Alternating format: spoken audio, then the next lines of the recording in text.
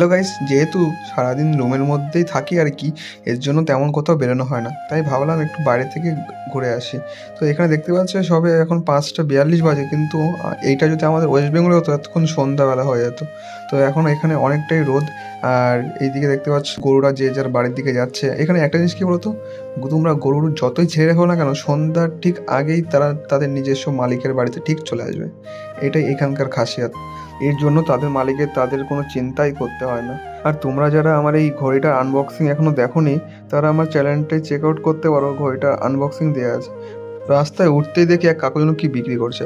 যেহেতু সন্ধ্যার টাইমে আমারও একটু খিদে লাগছিল, তাই আমিও বসে পড়লাম ওই দোকানে এসে। কাকুর কাছে জিজ্ঞেস করতে সে বলে আমার কাছে বড়াপাও পাওয়া যায়, দাবেলি পাওয়া যায়। বড়াপাও যেহেতু শুনেছি, দাবেলি জিনিসটা কি আমার প্রথমবার শোনা।